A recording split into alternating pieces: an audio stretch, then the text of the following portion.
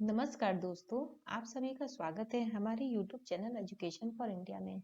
आज हम आप लोगों के सामने क्लास 9 की जो एनसीईआरटी की बुक है क्षितिज भागी, उसके गद्य खंड से दो बैलों की कथा जो कहानी है उसके प्रश्न उत्तर के बारे में आज हम आप लोगों को बताएंगे। इससे पहले हम आप लोगों को इसके सारांश का वीडियो बना के अपलोड कर दी हूँ। आपको ऊपर आई बटन पे इसका लिंक मिल जाएगा, आप उसमें जाके इसके सारांश को जिसने नहीं देखा है वो देख सकता है। एक बार इसके सारांश को देख लेने से इसका प्रश्न उत्तर सॉल्व करने में आपको और भी आसानी हो जाएगी। तो चलिए शुरू करते हैं दो बैलों की कथा का प्रश्न उत्तर।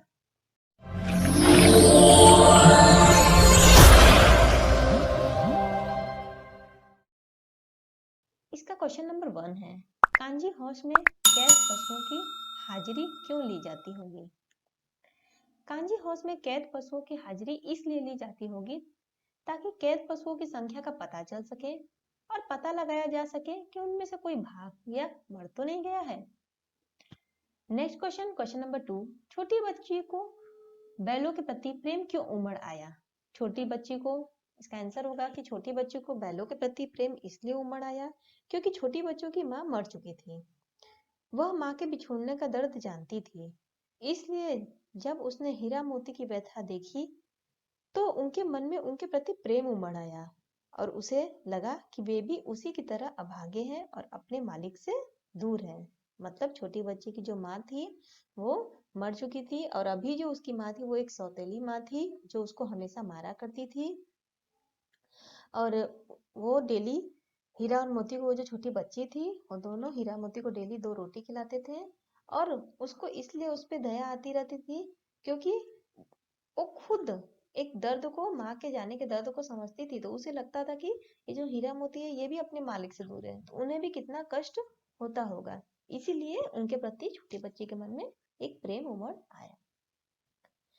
चलिए आगे बढ़ते हैं नेक्स्ट क्वेश्चन की ओर। क्वेश्चन नंबर 3, कहानी में बैलों के माध्यम से कौन कौन से नीति विषयक मूल्य उभर कर आए हैं? तो इसका आंसर होगा कि इस कहानी के माध्यम से निम्नलिखित नीति विषयक मूल्य उभर कर सामने आए हैं, जिसमें पहला पॉइंट होगा कि विपत्ति के समय हमेशा मित्र की सहायता करनी चाहिए। हमेशा जब भी कोई कष्ट में हो, दुख में हो, कोई समस्या में हो तो हमें उसका हमेशा सहायता करना चाहिए। दूसरा पॉइंट है कि आजादी के लिए हमेशा सजग और संघर्षशील रहना चाहिए। तीसरा पॉइंट है अपने समुदाय के लिए अपने हितों का त्याग करने के लिए तैयार रहना चाहिए। चौथा पॉइंट होगा कि आजादी बहुत बड़ा मूल्य है, इसे पाने के लिए मनुष्य को बड़े से बड़ा कष्ट उठाने को हमेशा तैयार रहना चाहिए। तो ये था कुछ नीति विषयक मूल्य जो इस बैलों के माध्यम से उभर कर आते हैं। आगे बढ़ते हैं नेक्स्ट क्वेश्चन की ओर। क्वेश्चन नंबर 4, प्रस्तुत कहानी में प्रेमचंद ने गधे की किन स्वभावगत विशेषताओं के आधार पर उसके प्रति रूढ़ अर्थ मूर्ख का प्रयोग न कर किसी नए अर्थ की ओर संकेत किया है?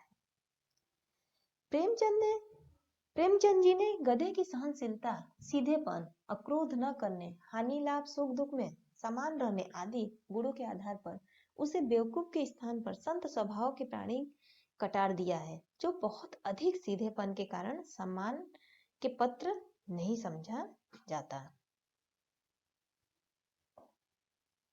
नेक्स्ट क्वेश्चन, क्वेश्चन नंबर 5, किन घटनाओं से पता चलता है कि हीरा और मोती में गहरी दोस्ती थी?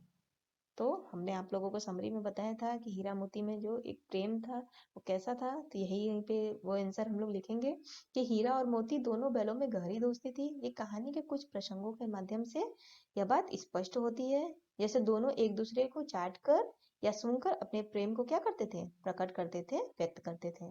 और जब भी ये दोनों बैल हल या गाड़ी में जोत दिए जाते तो दोनों ज्यादा से ज्यादा बोझ स्वयं झेलकर दूसरे को कम बोझ देने की चेष्टा करते हैं। और भी होती घटना, क्या क्या घटना, नाद में खली भूसा पड़ जाने के बाद दोनों साथ ही नाद में मुंह डालते और साथ ही बैठते थे और एक के मुंह हटा लेने पर दूसरा भी मुंह हटा लेते थे। जब कुछ लोगों ने खेत से पकड़ कर ले जाने के लिए दोनों को घेर लिया तब हीरा निकल गया, परंतु मोती के पकड़े जाने पर भी वह बंधक बनने के लिए स्वयं ही लौट आया। कांजी हाउस की दीवार के टूटने पर जब हीरा ने भागने से मना कर दिया तो अवसर होने के बावजूद भी मोती ने उसे छोड़कर नहीं भागा। तो ये सब जो प्रेम भावना थी ये दोनों में क्या करती थी, गहरी दोस्ती को दर्शाती थी। Next question, question number 6। लेकिन औरत जात पर सिंह चलाना मना है, यह भूल जाते हो। हीरा के इस कथन के माध्यम से स्त्री के प्रति प्रेमचंद के दृष्टिकोण को स्पष्ट कीजिए।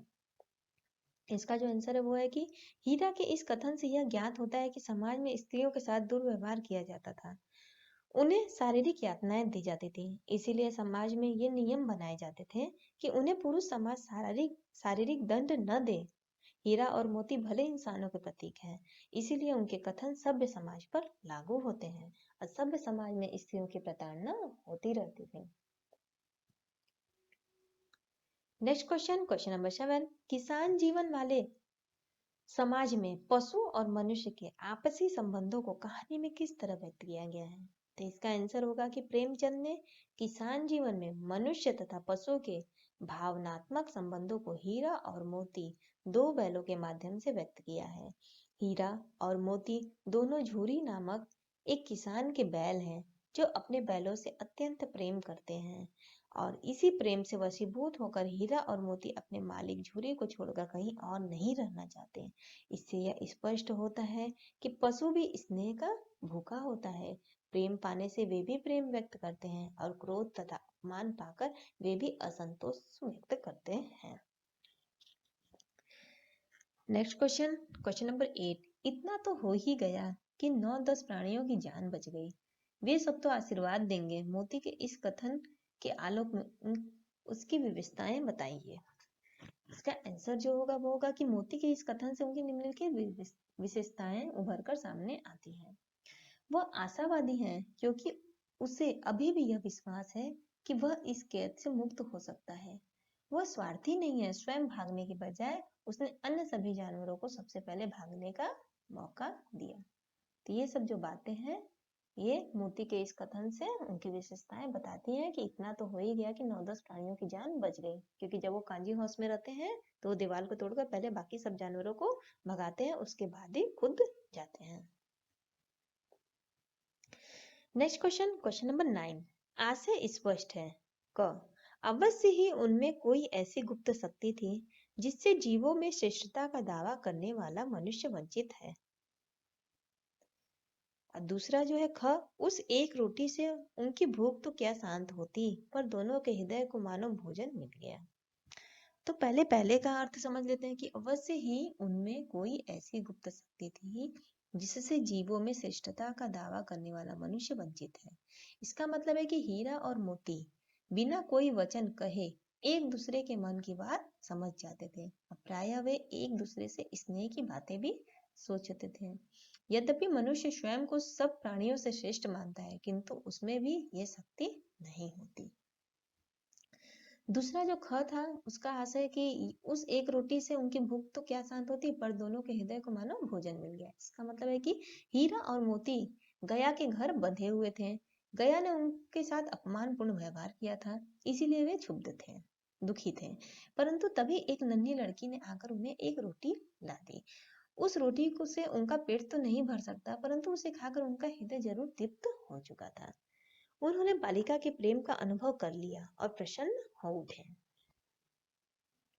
Next question, question number 10। गया ने हीरा मोती को दोनों बार सूखा भूसा खाने के लिए दिया, क्योंकि गया, ये ऑप्शनल है, क्योंकि गया पराये बैलों पर अधिक खर्च नहीं करना चाहता था, या गरीबी के कारण खली आदि खरीदना उसके बस की बात न थी, या नेक्स्ट वह हीरा मोती के व्यवहार से बहुत दुखी था, या ख उसे खली आदि सामग्री की जानकारी नहीं थी। तो इसका आंसर होगा ग, वह हीरा मोती के व्यवहार से बहुत दुखी था। तो ये था आपका प्रश्न उत्तर दो बैलों की कथा का। आशा करती हूँ कि आपको इसका प्रश्न उत्तर समझ में आया होगा। ये जो दो बैलों की कथा है ये मुंशी प्रेमचंद द्वारा लिखित कहानी है। यदि आपको ये वीडियो अच्छा लगा तो वीडियो को लाइक करें, चैनल को सब्सक्राइब करें, साथ ही बेल आइकन पर क्लिक करें ताकि आपको आगे के नए वीडियो के जितने भी हैं उसके नोटिफिकेशन मिल सके। और यदि आपको कोई भी क्वेरी या क्वेश्चन हो कुछ भी, आप हमें कमेंट बॉक्स में लिखकर बता सकते हैं। हमारा वीडियो देखने के लिए बहुत बहुत धन्यवाद।